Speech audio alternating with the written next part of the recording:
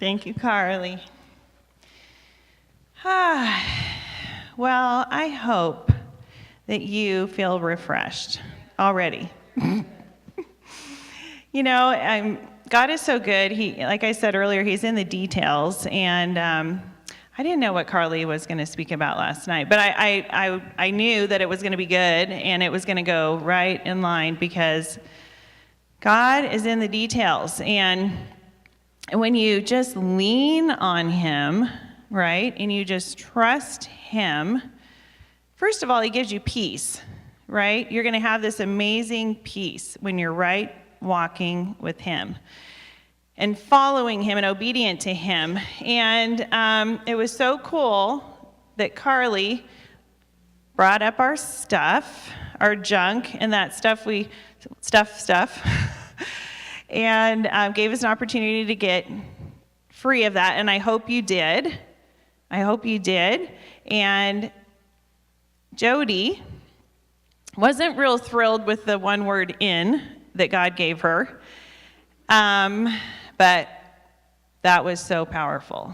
That was so powerful. And I mean, we've got to understand our position, where we are coming from, that we are in Jesus, right? He is in us, and we're sitting at the right hand of God the Father, and it's way up here, right? This other junk is underneath us. But if we forget, if we don't know who we are, if we don't know that we are children of God, if we don't embrace that and open our eyes to that, then we're just going to be defeated. We're going to live as victims, right? I had a good time with I don't know if that's the right term, but with my dream workshop. God was really good, and thank you to everybody that was in either one. And that was deep. It was deep. And we did some good work. And that was led by God. And, when you trust him, it's an adventure.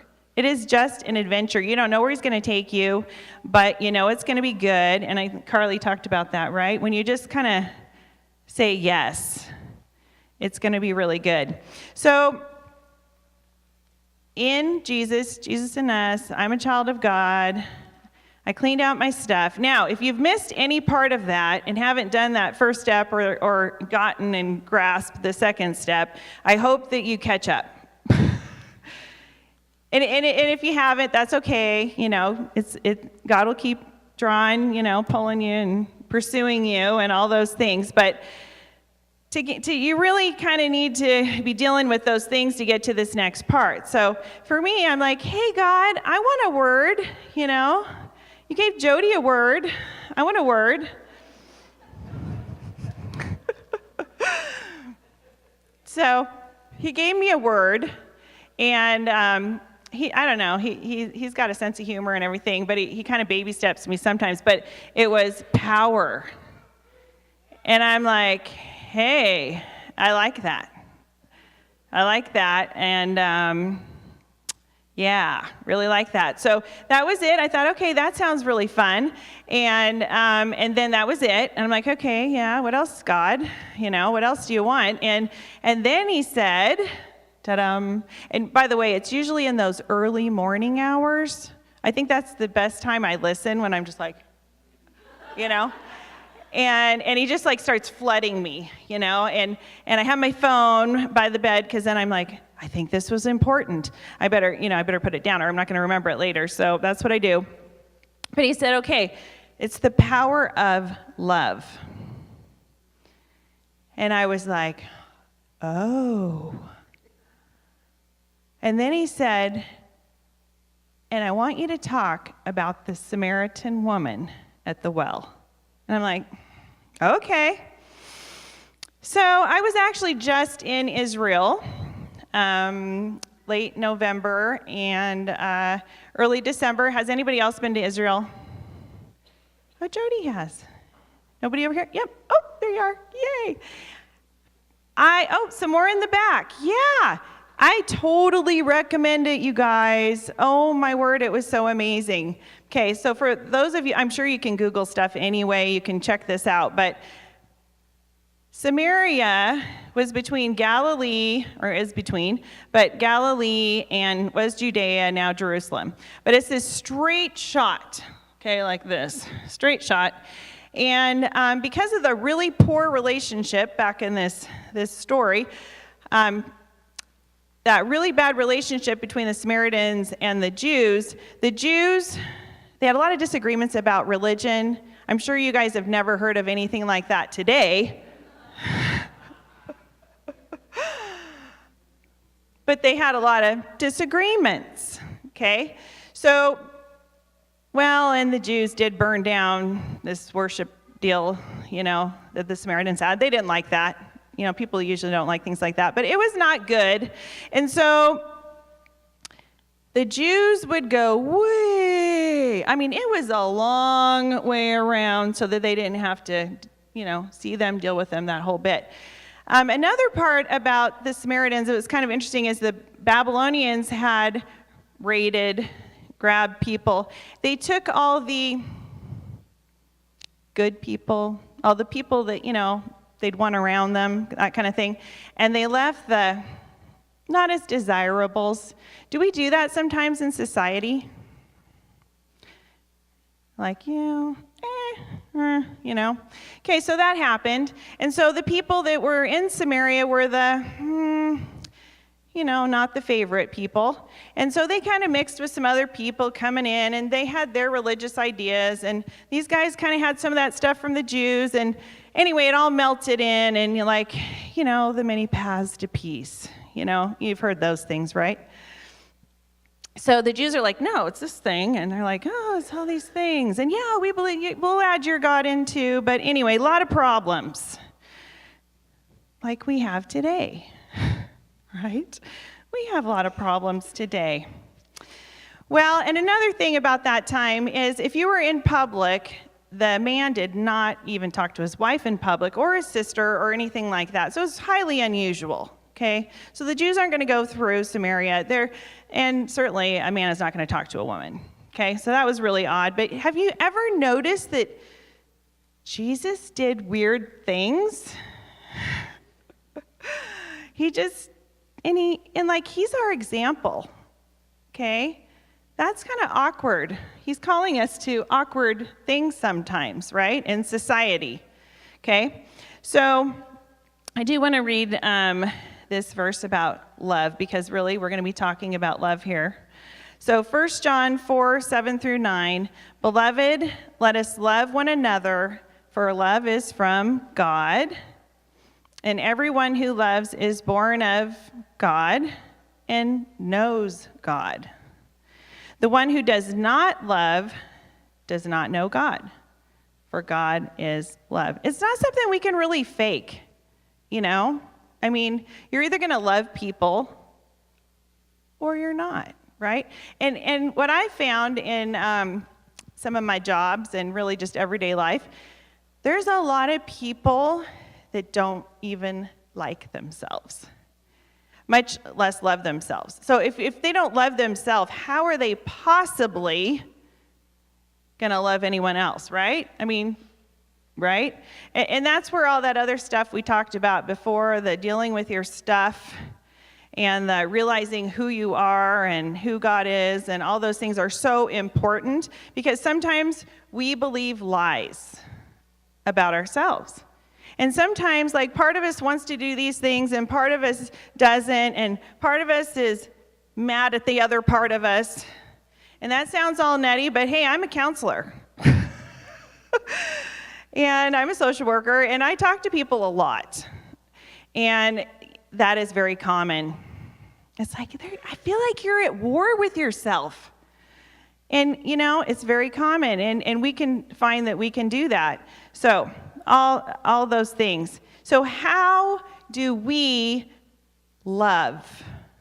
How do we love other people, right? It's a big deal. Well, we know everyone who loves is born of God. Now, what we learned from Jody, it's in the Bible, but, right, hearing, believing. I'm marked, right? I love that. Like a tattoo, maybe on my heart or something. Yeah. So, I marked, so born of God, knows God. But I remember years ago, and when God first, I first like heard him, and I felt like this electricity going down my body, and it was this distinct, I want you to know me. And I was like, I was really freaked out, actually. I mean, my whole body was shaking. I was just like, what the heck just happened to me? And I was kind of, the fear of the Lord thing going on there. And I went, then I must not know him. Like, how could I not know him? My dad was a pastor, my grandpa's a pastor, my uncle's a pastor. I mean, I grew up in the church. I was there every, anybody know, yeah? But he just said, I want you to know me. So I must not know him. How can we sit in church and do these things and go to Sunday school and all these things and not actually know him? Well, we can. It's possible. It's totally possible. So that was me. So I was kind of freaked out about it, and I thought, well, okay, so I'm going to try and figure out who he is. So I started studying the names of God and figuring out who he is, and he was just so much bigger than that little thing, that little box, you know what I'm saying? This little box. Like, I just ask him for things and, whatever, and my view of him was just so minute. It wasn't him at all. It was like this thing that I had decided was him. So knowing God is absolutely important to being able to love others, right? Knowing who we are, those are big deals. So looking at Jesus, he goes, he decides, I'm going to Samaria because, well, he did everything the Father told him to do.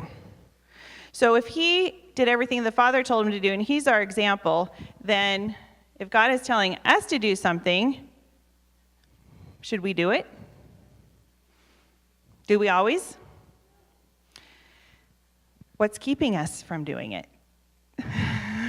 What's keeping us? All right, apparently this is a big problem. A lot of you nodded, right? And I think we get in the way, right? And our thinking gets in the way, and maybe fear gets in the way, anxiety, right? We get in the way. But what if we didn't get in the way? What if we did what Jesus did, and God's saying, yeah, Jesus, go to Samaria. Well, it's kind of awkward, and no one else is going there, but okay, right? I don't think he even did that. He's like, okay. He's like, Sarah, I want you to talk about the power of love. Okay. I mean, now I know, but I used to be like, I don't hear you. What? I mean, I did that for a long time, and then it was like I just felt this thing on my back, and it was like I was trying to ignore, God's telling me to do this thing, but what if I just ignore it for a while, and maybe it will just go away? And then it'd be like this pressure, And the fact of the matter is, ladies, if we just keep ignoring him, he's going to be like, okay, right? That's not good, because he has so much cool stuff he wants to do through us. He really does. So saying yes is a good thing, and it's really cool. So get rid of the fear, ladies. Get rid of the fear. Put it under your feet. If you don't remember anything else, under the feet. Okay. So he goes. He's listening. He's obedient. And here is this lady. Now, this isn't just now, I kind of established the people in Samaria at that time, right? Well, maybe we can all identify with the Samaritan woman. And honestly, this week I've just been thinking, I wish I could meet that woman. Like, I would just so love to talk to her and just love on her, Just sit there and go, you know what? It's okay. You are not defined by those 5 husbands, and you're not defined by that guy you're living with now, and you are not defined by all that stuff that was done to you when you were a kid. You're not defined by that, by the broken dreams, the disappointment, the guilt, the shame, the condemnation. That is not you.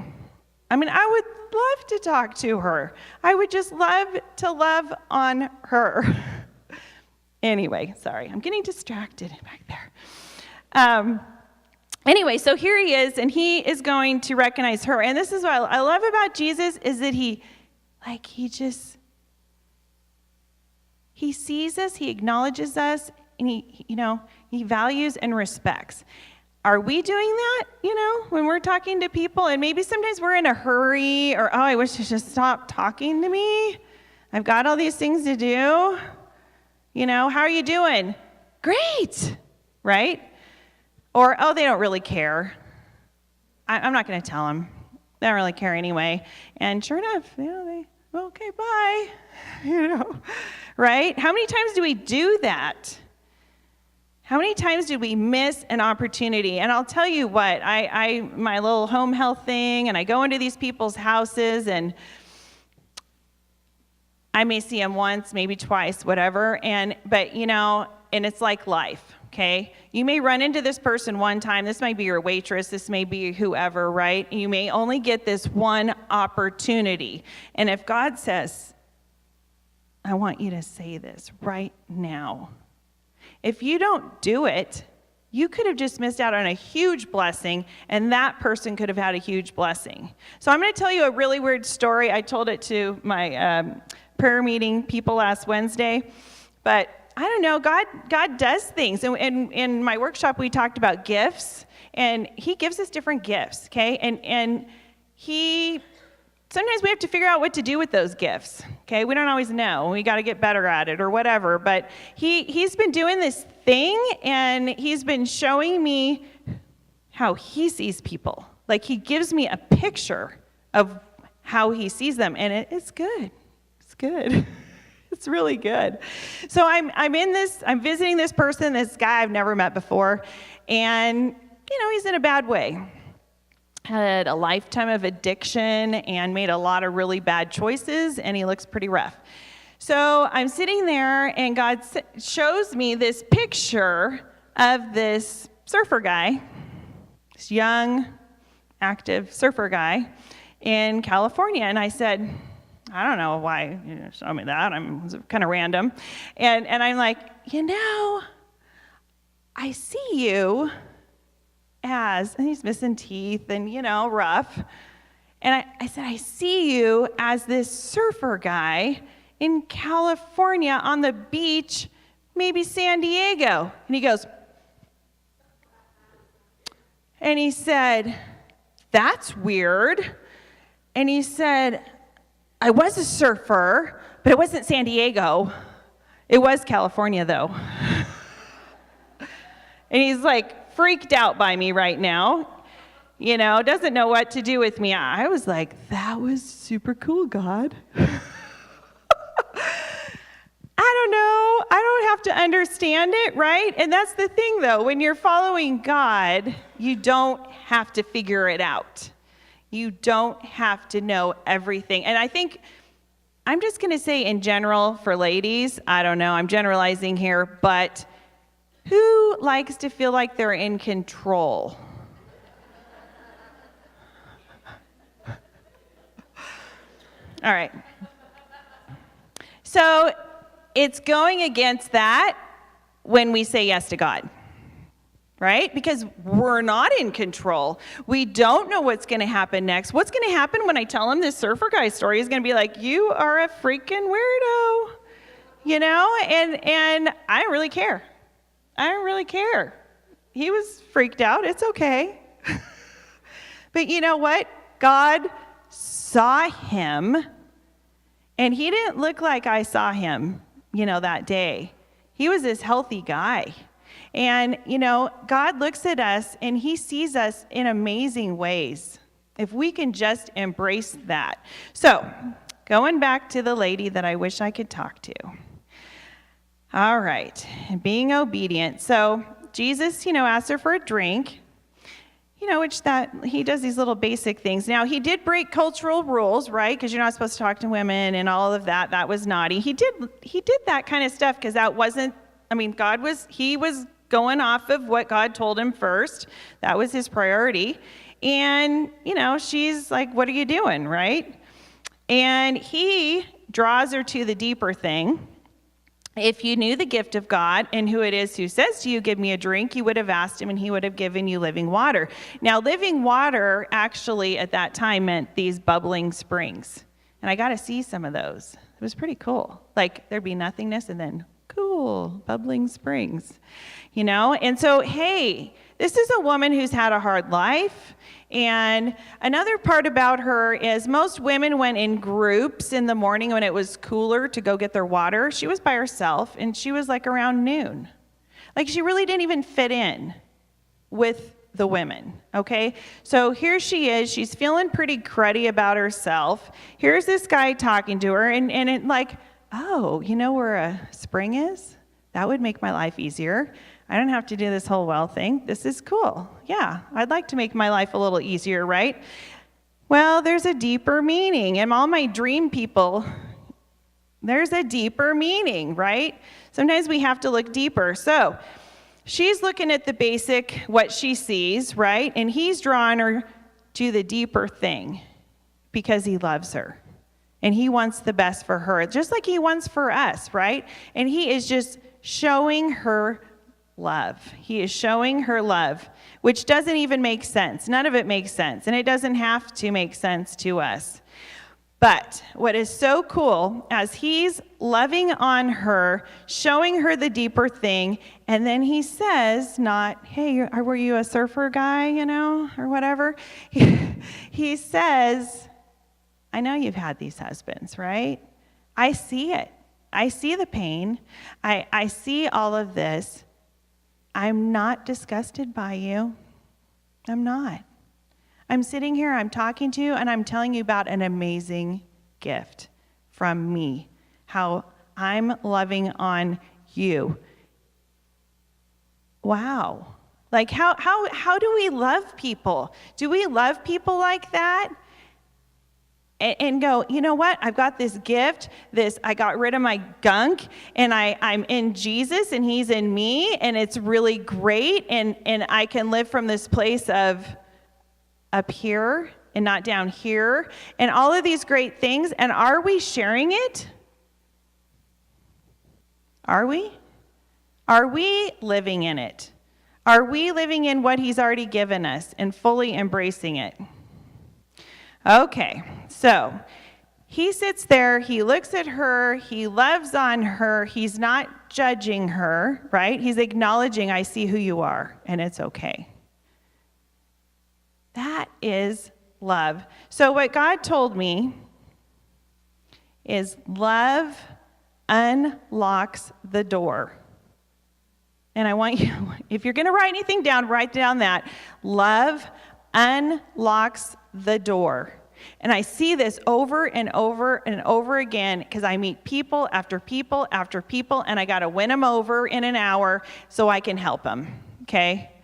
And if they don't trust me, they're not going to let me help them, and it's a thing, okay? So how do I go in there and I love on these people so I can help them? I start within my car, and I talk to God. I don't close my eyes, don't worry. I talk to God and I say, God, I am surrendering to you today. And I want your words on my mouth, and I want your plans in my heart for today. And then I go. And then I go. And I'll tell you what, I have noticed, you can like study yourself, right? How we all how we react to different things. And when I don't do that, it's just a normal day. It's just a normal day.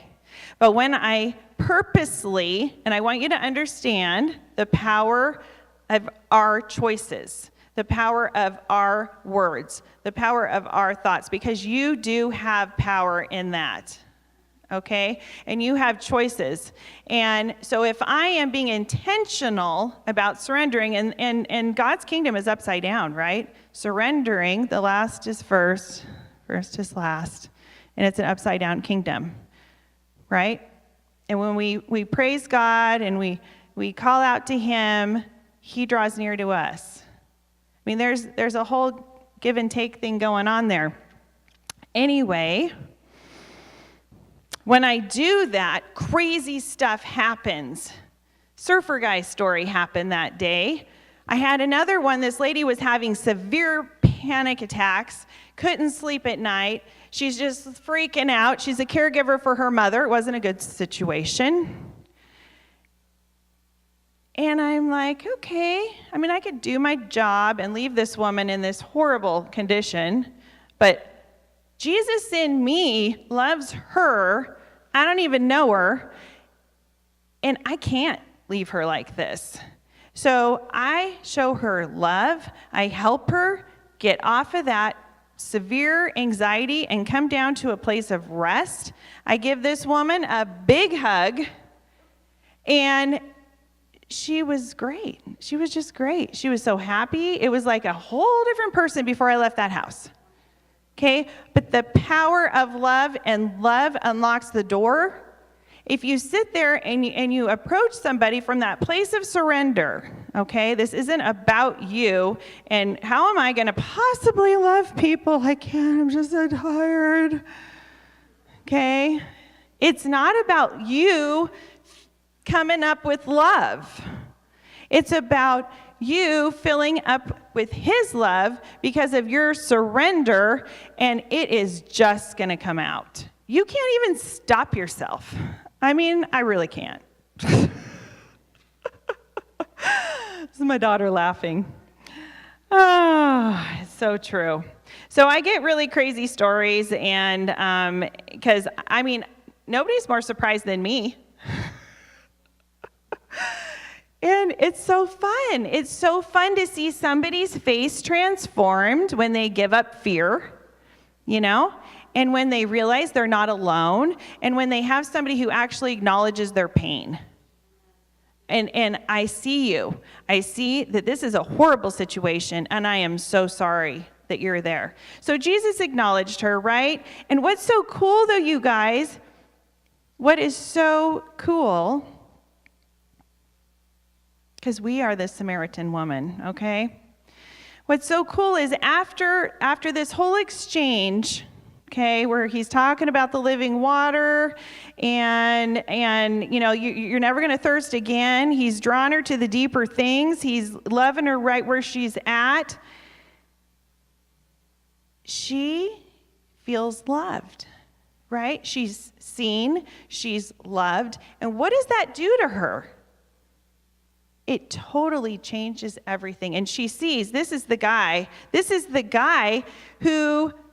who's the Messiah. He told me things that there's no way he would have known, and she knew that that's what the Messiah was supposed to be. She knew that he was somebody who would be able to do that. And she goes back, she runs into her community, and she's so excited. Have you seen that? Have you seen that before? With people who just meet Jesus or just see how Jesus loves them right where they're at. And you know what I'm talking about? That extreme joy. Like, I cannot not talk about Jesus, right?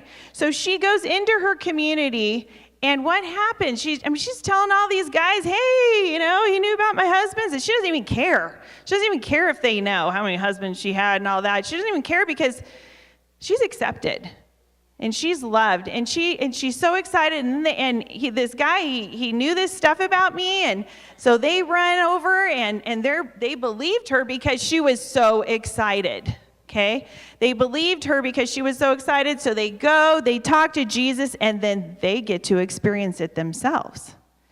Okay, that was super cool. Well, later, Philip goes as a missionary to Samaria, and a revival breaks out, and that's in Acts. So through this one woman, these people who were like the bottom of society, okay, with this woman who'd had a lot of broken dreams, a lot of disappointments. If you ever think God can't use me, think about her. He used her as a catalyst to transform her community. And that's what he wants to do through us. There is no excuse.